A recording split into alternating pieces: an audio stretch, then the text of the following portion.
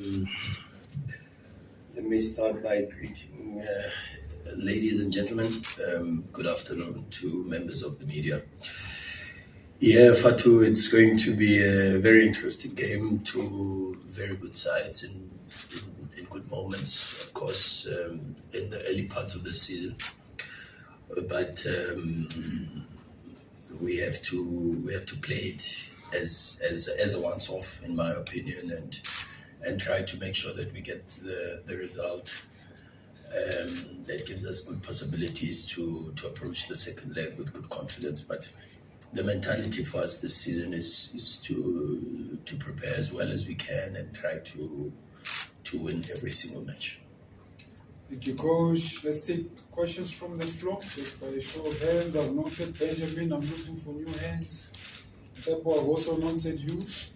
Okay, Benji first, and then Tsepo. Coach Benjamin Nyirenda Sokalado. Hi, Benji. Good start to the season for Amasandawana Kabuyelo. You beat them in the league game, though it was at home, playing away. Last season, the team went away to another Soweto giant in the semi-finals. How different is the approach going to be going into this one? Yeah, well, of course, it's a completely different competition, Benji. An important stage of a different competition, which is the semi-final. And because we want to do better than we did last season, it's important that we try to put ourselves in a different position with this competition in particular than we were last season. Thank you, Coach. Super Sport, are you struggling with something or you're okay? All right, thank you. Tsepo? Okay, thanks, Coach. Sure, Coach. Tsepo from BNC. I don't know how you look at it in terms of first leg, second leg, especially the first leg away. Yeah. Even last season, of course, last season, but the first leg semi-final was away. Yeah. Is it sort of like an advantage, disadvantage? How do you look at that aspect?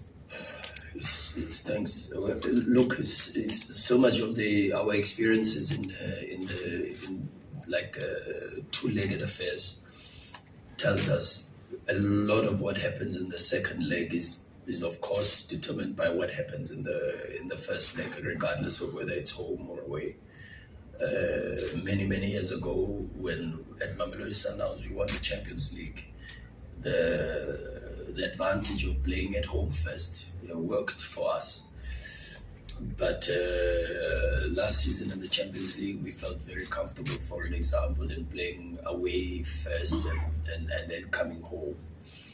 And many examples come to that effect. But of course, if you look at maybe 2 seasons ago, our Champions League campaign, when we lost out to Petro in the quarterfinals, that advantage meant nothing because of the result first away from home. And you could say the same thing about the MTN 8 semi-finals last season. And maybe even the semi-finals of the Champions League against Wydad last season. So a lot of how we approach the second leg, a lot of what we do in the return fixture at home, of course, is determined by a lot of factors. And in hindsight, when you look at the result, for an example, the Wydad result away from home in the Champions League, for an example, with a 0-0 scoreline, you are quite happy because of some of the preceding events during the 90 minutes and being one man short for almost the entire second half. In fact, for the entire second half and a couple of more minutes of the first half, to take a 0-0, we felt we were very comfortable. But of course, then you give yourself a situation where you've got to deal with the possibilities of the opposition scoring an away goal that has to then influence a lot more than just the tactics, of course, with the mentality. And so, like I said, we have to take it one game at a time, not think too much about the second leg, but try to push ourselves into a position where we are a little bit in control of our mindset. We are a little bit in control of our tactics and our approach for the second leg. And that has to do a lot with what we do in the first leg. Okay, let's go to Mazola. I've noted Kentani and then Bawota as well. Mazola is on your right hand side. Okay. Coach, Sure, yeah, sure. SABC Sport. First question is, when you played Chiefs, the second game of the new season, Sure. one would say a team in transition, so to speak, the coach figuring the patterns out. Two back-to-back victories for them now in the league. Does it pose a different, problem solutions, or in terms of analyzing the opponents now that they seem to have even found, one would say, some key players like Ule finding a way to play without Ranga, who was meant to be the key man up front? How are you planning for them? And then secondly, injury update. What's the latest with Serino? Please don't send us to the office. The email bouncer. So.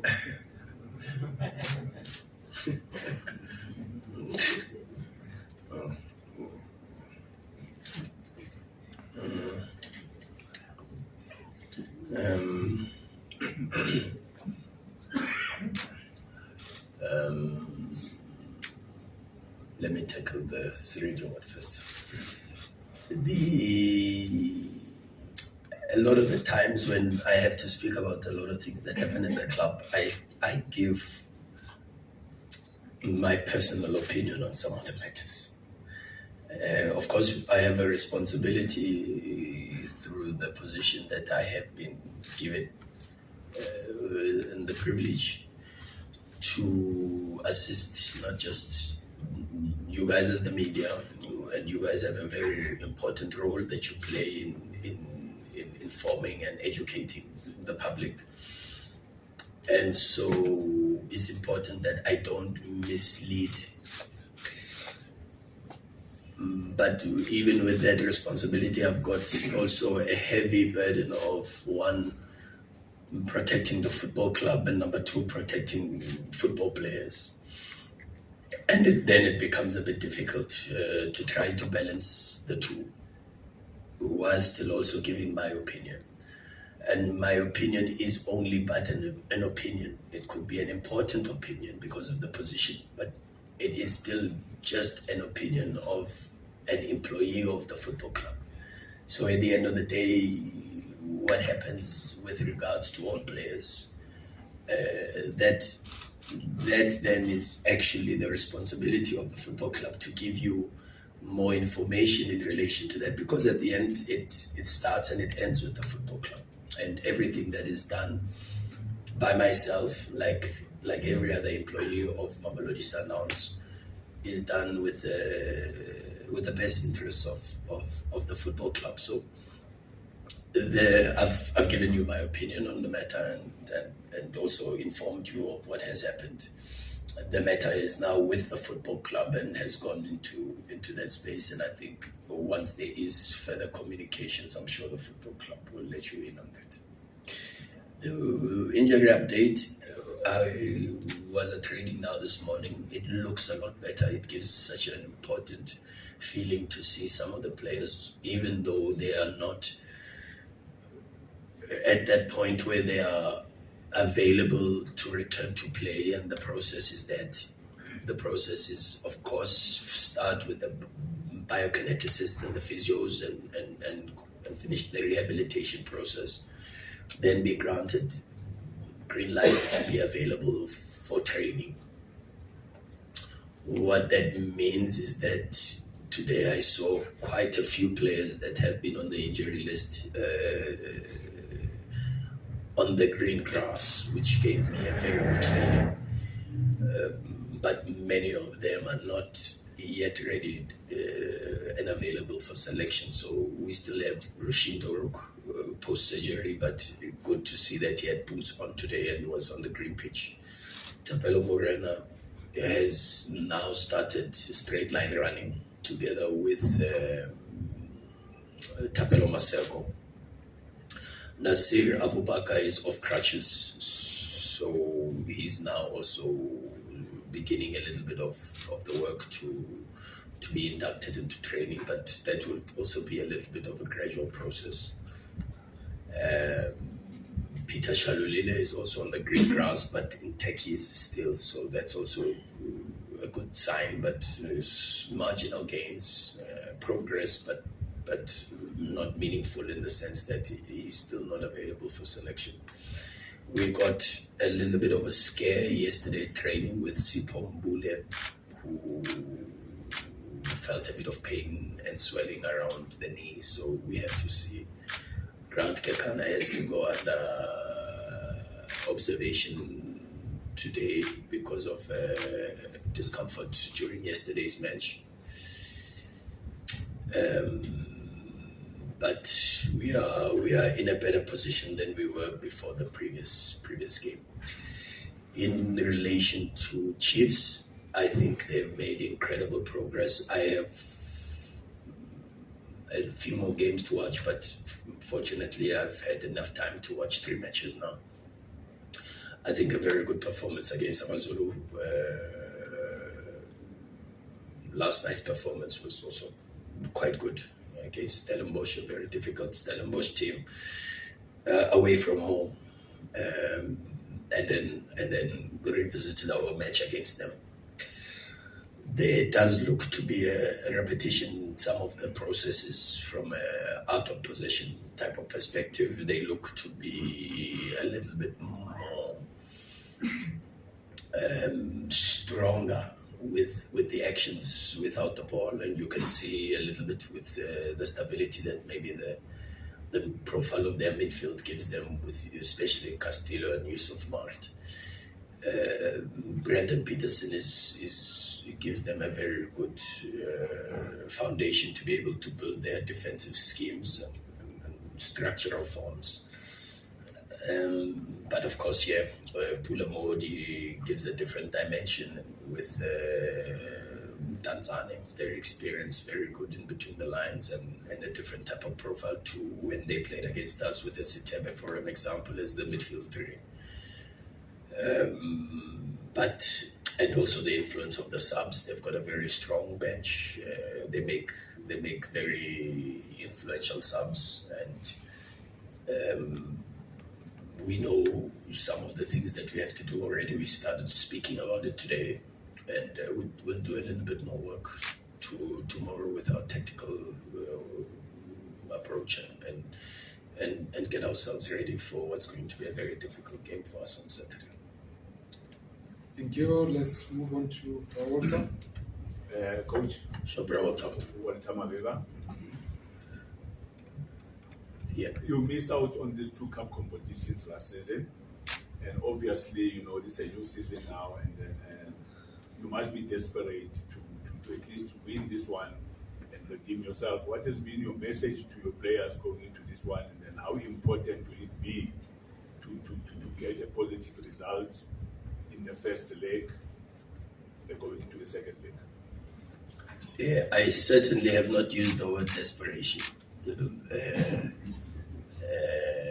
I don't feel the desperation, to be honest with you. I think that we are in a very good space to be able to dream of winning every trophy.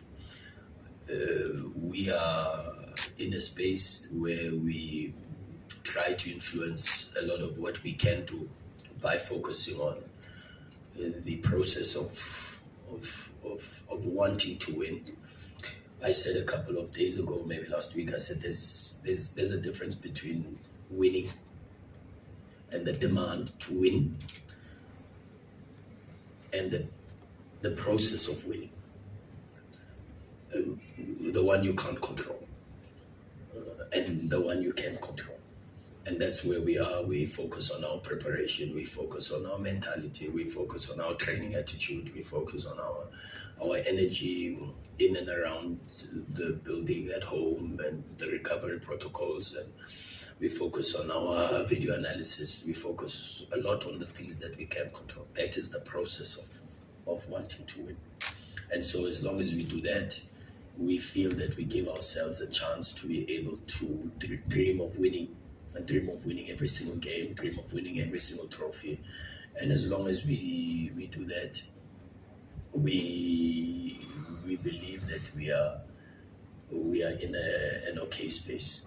Will we win every game? It's not possible. Will we win every trophy? It's not possible. Just like the desire to chase perfection, and even though perfection is something that is unattainable, you still try, because when you do that, you give yourselves a chance to reach a very good level of excellence. And that's the mentality, and that's our approach, and it really is very far from a feeling of desperation. Thank you, Coach. Kensani, you up next. I think there might be an issue with the microphone. Okay, go ahead. Thanks, Fatu. Good day, Coach. Sure, Sandra please. from Sundowns fan blog. Coach, Sundowns has historically actually has a bitter history in cup competitions against Kaizer Chiefs. First time Sundowns beat Chiefs in a cup final in the PSL era. You were there in 2015. Surely it's not something to ignore. What is your thinking going into this tie, looking at the historic, I call it like a bitter taste, like historically against Chiefs. What is your mentality going into this game with regards to that? And is that something that you make note of, that you give to the players the message that, guys, this is not just any other game?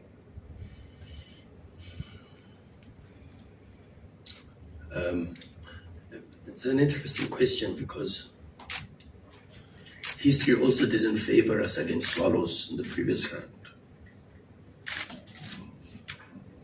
We, for the first time in a cup competition, we beat Morocco Swallows.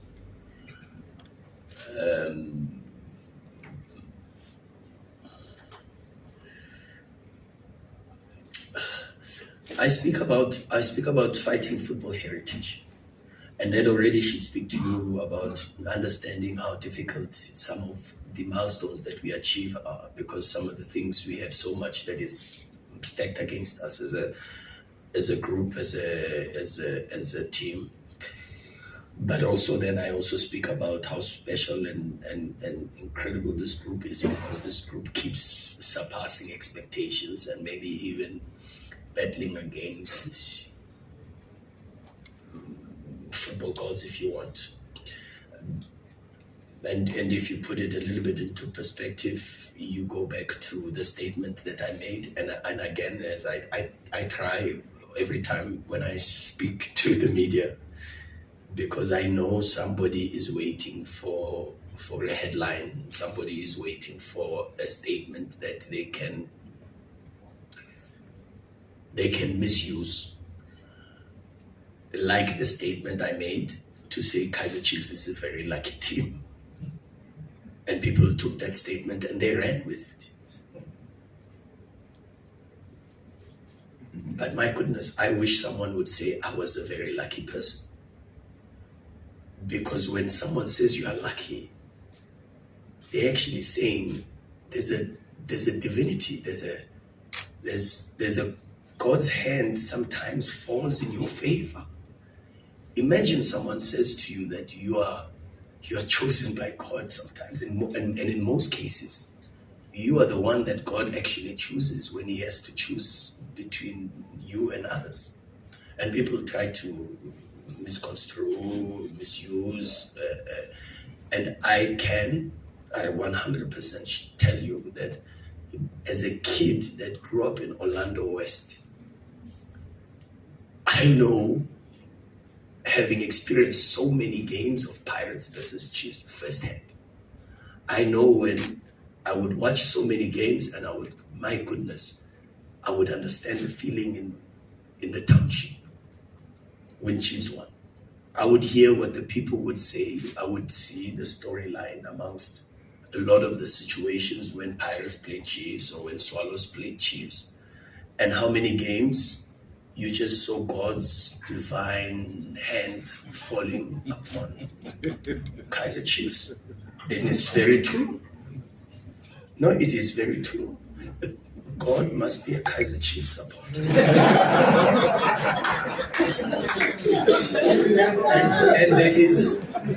and there is no seriously, And there is no greater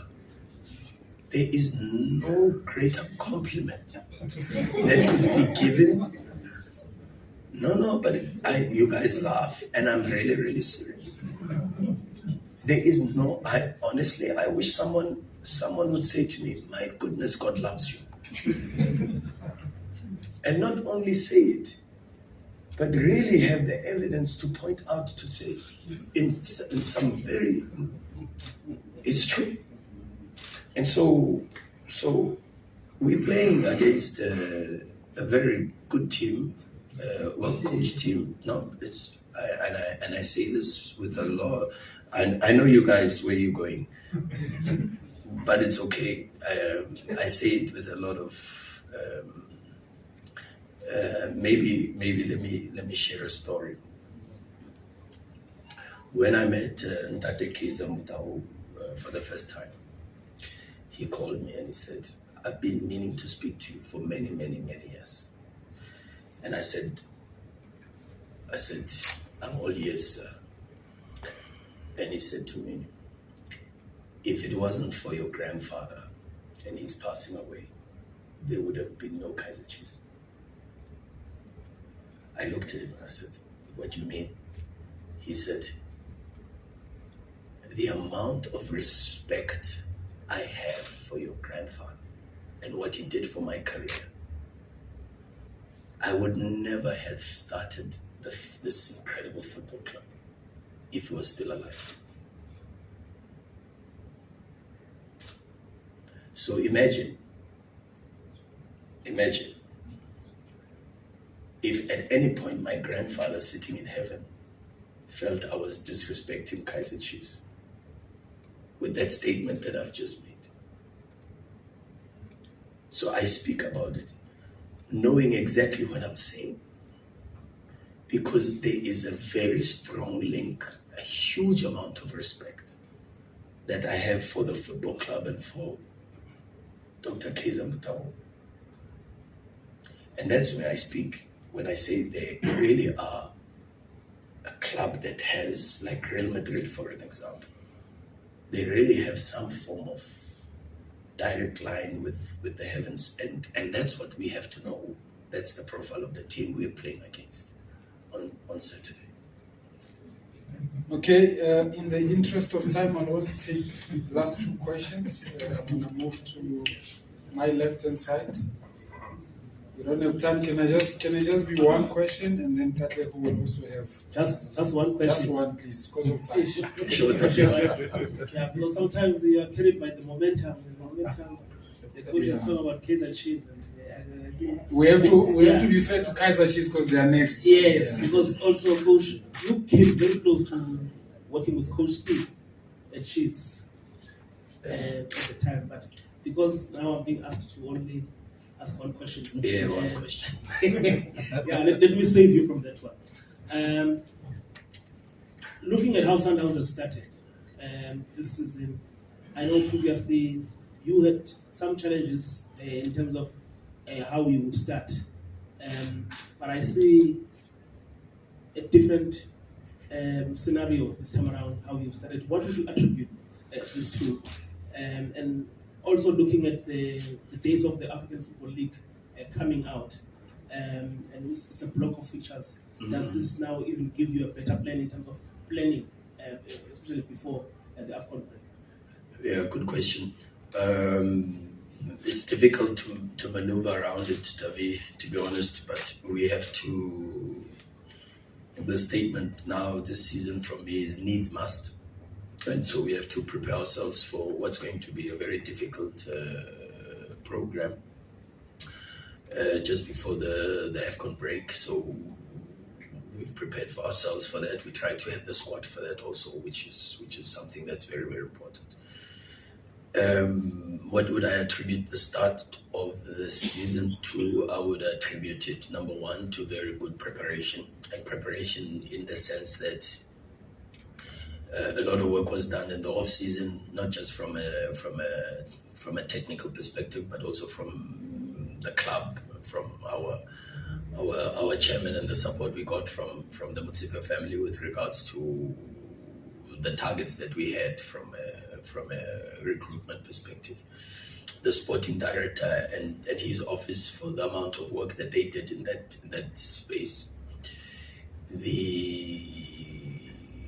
support and hard work in procuring and getting the players faster than we normally would, and that a lot of credit needs to go to Prasta and Yukesh and senior management for a lot of work there. So there's a lot of areas within the football club that don't necessarily always get the credit and recognition for their contributions, and maybe apart from, which is the second part, is just having very, very good players and having a good squad with good human beings around us. The number one for me, I think, is for sure definitely the collective and the hard work of everybody at the football club, and their contributions towards helping us to have the start that we have. Quick one. Coach, how are you? Yes, sir. Sure, Citizen. I also had another question, but I'll just be brief, Coach. Talk to us about Bobby Bala. Once again, has shown a true character to come back from that unfortunate own goal. I mean, a lot, gets said when it comes to him. And I think sometimes maybe it's misunderstood. But talk to us about his character and what have you seen from him this season.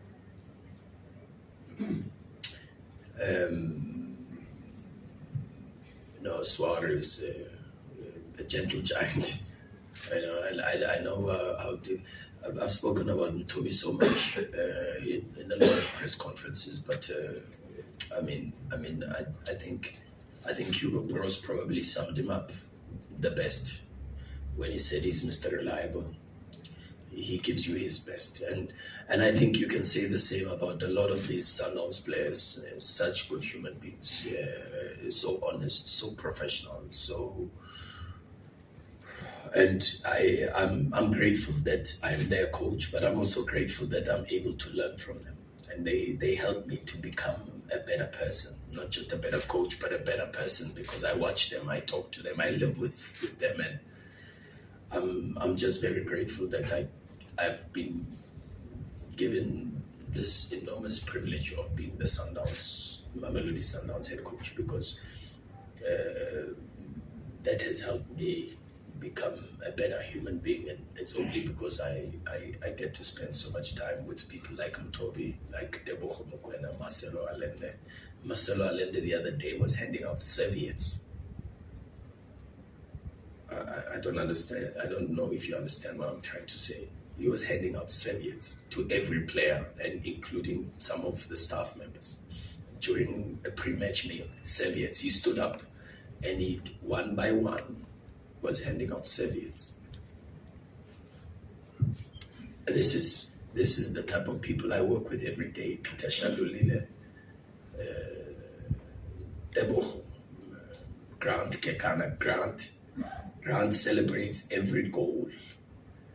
Every goal we score, check your pictures, and we've got some incredible photographers who capture these moments. Check every Sundowns goal, when even if he's on the bench, Grant is in the corner flag.